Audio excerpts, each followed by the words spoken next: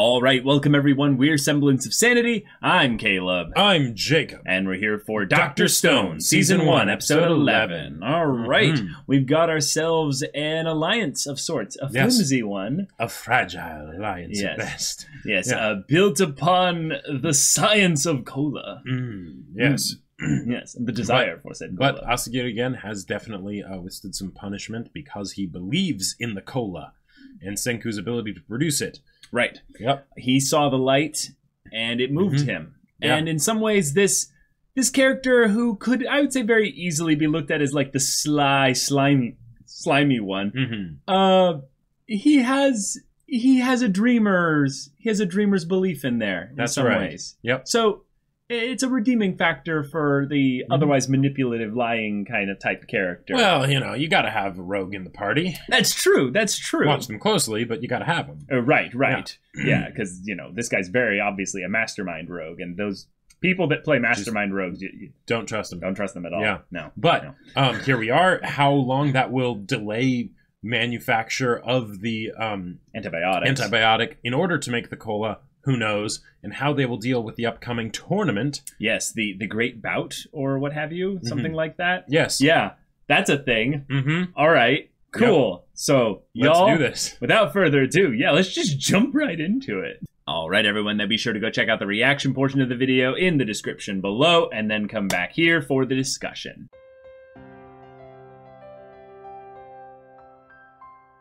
All right, we got ourselves a good episode of introducing Kaseki, old man craftsman with his super muscles and delicate fingers and craftsman, coordination skills and just wondrous talents. That's exciting.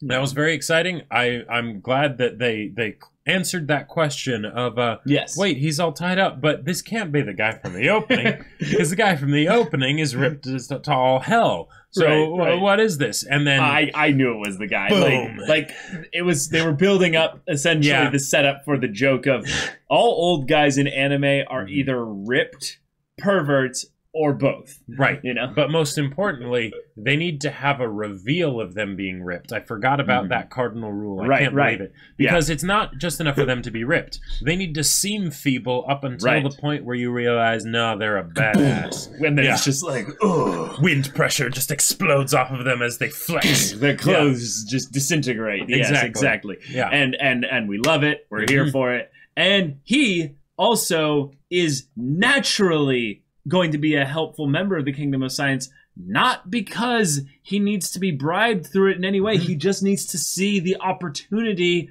to showcase his skills, his talents. And I know so many people who are like this, where they have that one thing, and they are so content to just do their one thing that you could call it talent, skill, or a combination, or what have you. The point is that they have dedicated years, decades even of their lives to just focusing on that one thing. And it's so fun to see them just get into the zone and just do that thing. Well, and can you imagine from his perspective, having done this for 50 years with primitive tools and everything, no iron or anything like that. Yeah. And then all of a sudden he's working with glass. Yeah.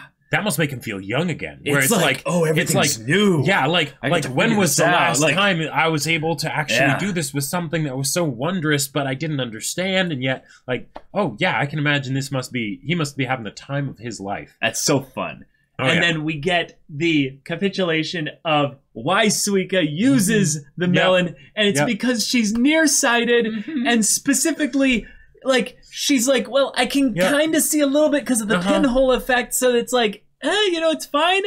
And they used it for, like, the twist of the little joke of the reveal, and then it's like, oh, she's so cute. And it's like, it's horrible, but it's amazing, and it's funny. But then we tie that in to Kinro. Kinro, the stoic guard boy who the rules are the rules and the rules and the rules are the rules. So rules. They rule. And he's also admit that he his vision needs a little bit of a correction too. Oh, you know, and it's like, okay, there you go. Come on, buddy. Like, you can do it. Like just put down that pride a little bit, just a little bit. Just accept that maybe you could use some help, and that maybe y'all are better together than separate. You know. Yeah, exactly. but it's probably going to take a little bit of time. It's going to be something where maybe he's just going to have to talk to Suika at one point. He's going to be like, wait, you had the same thing? And they made it better? Oh. And also, I just gotta say, the thing with Suika is her design didn't actually really change much.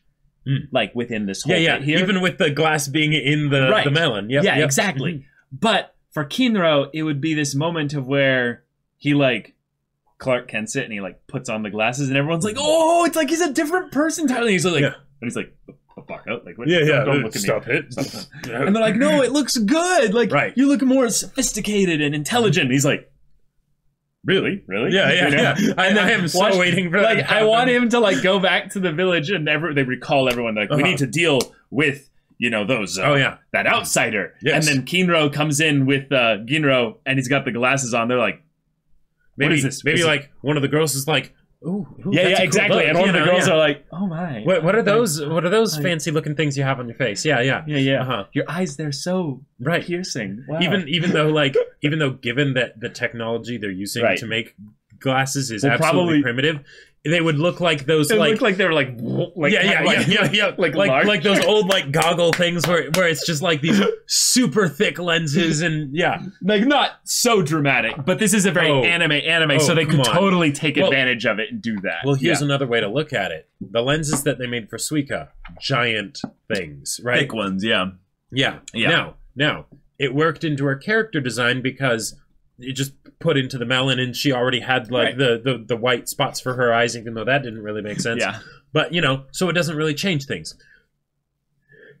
But for Kinro, what are they going to rest them on? I mean, well, they do have iron now, so they could make like some basic frames. I mean, it would be awkward as hell though to put them on though. I so want it to be the dorkiest set of glasses ever. I would love to see it actually be like a full-on helmet. Okay, that'd be pretty cool. Wouldn't that be pretty badass? That would be pretty awesome. Iron helmet with like a visor. Like it's glasses, but it's not like fully circular. It's like that'd be pretty awesome. That'd be pretty badass. But I want it to be. But if it was something that was absolutely dorky. But the thing is, he gets to the point where he has had the internal change to the point where he's accepting the fact that this is a something that he needs in order to effectively live his life, and he loves them even though they're dorky, even though they look super dorky. He's proud of them. Yeah, I would love that. We are taking a break though from going after the cola. Which I think means that Asagiri again is going to be gone for a little bit. It's going to take him some time, and that's kind of acknowledged by Senku. But the glass is a necessary step in order to make it so that they can do that. However, if we look at the science roadmap here, glass is not on here.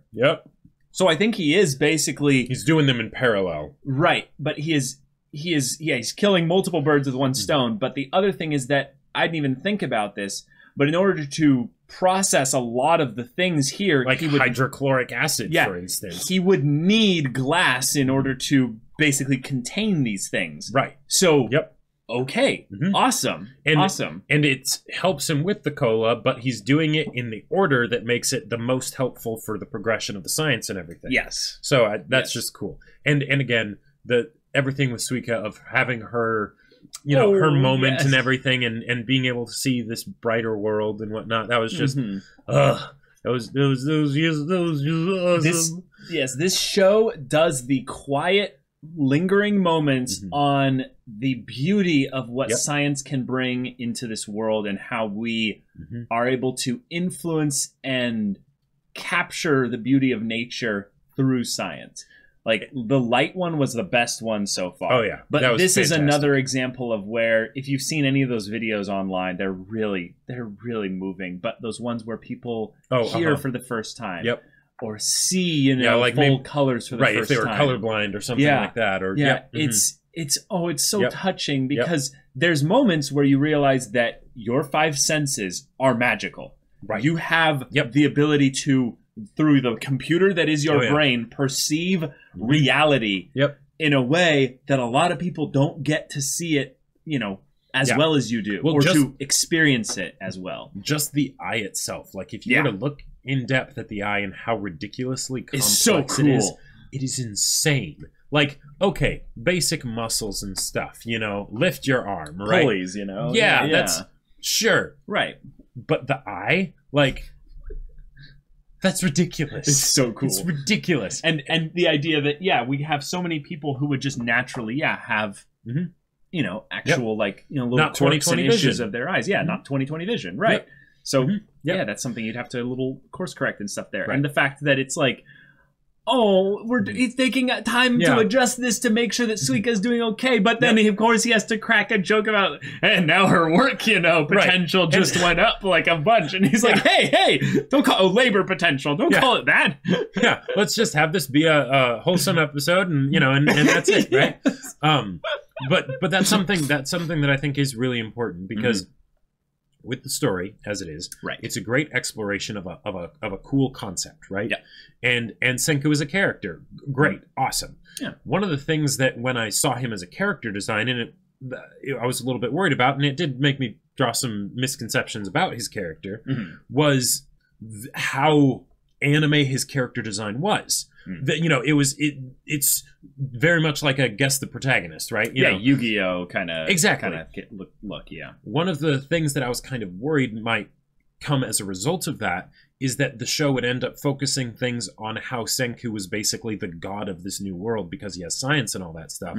And it would be because he loves science very much that it would go into too much of like sort of power tripping, ego stroking how great Senku is. Now they still have that because Senku is having a bunch of fun and he brings up things like labor potential and all that stuff.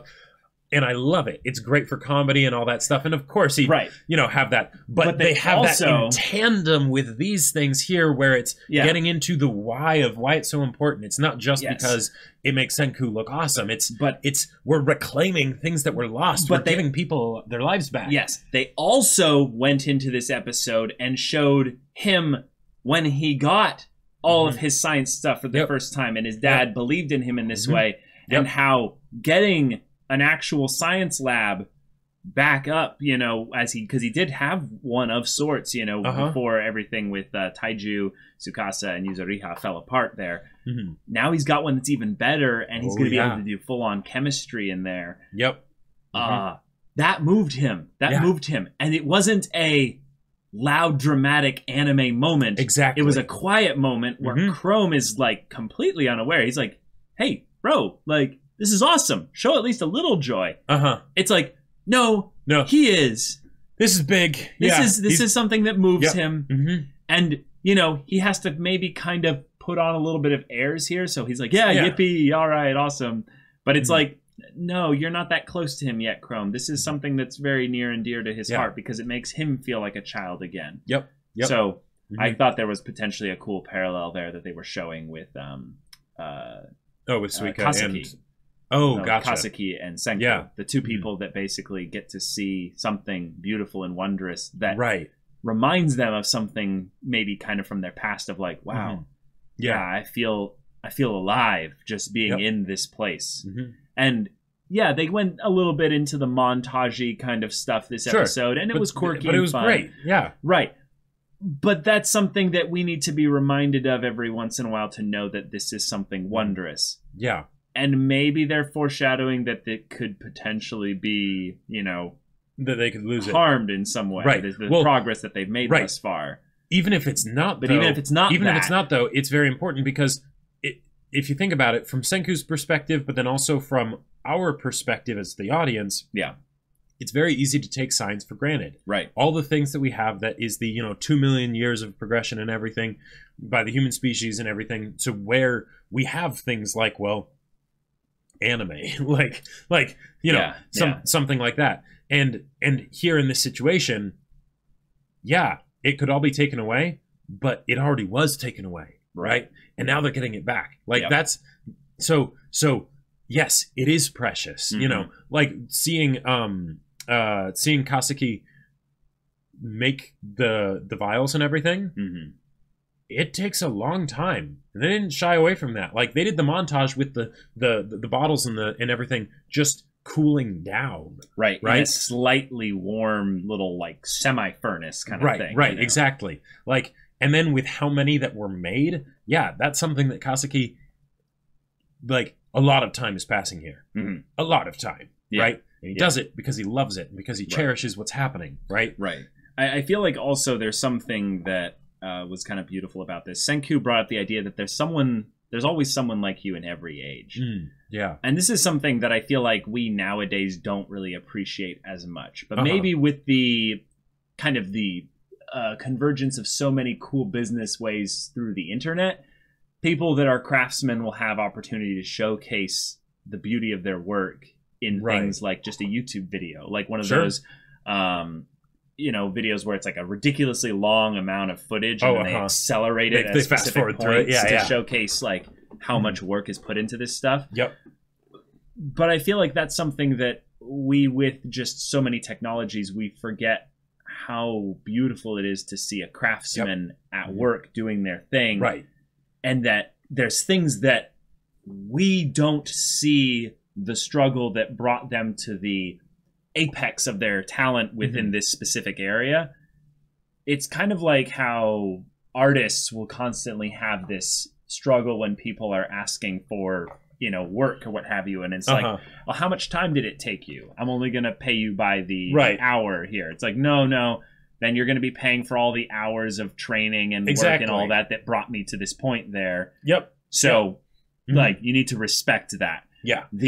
While it might have taken me 15 minutes to do this thing in terms of real time here, 10 years to get to the point where I could do it in 15 minutes. Exactly. Yeah. Yep. And that's just wonderful. And with the whole thing of the danger of like, what if all this was lost? I feel like it helps to reinforce why they're fighting against Tsukasa. Now, they're not fighting in a traditional sense. They're doing their own thing separate from Tsukasa. Right. But there could come a point where Tsukasa comes along and shatters every single one of those glass vials in 10 seconds, right? Yep.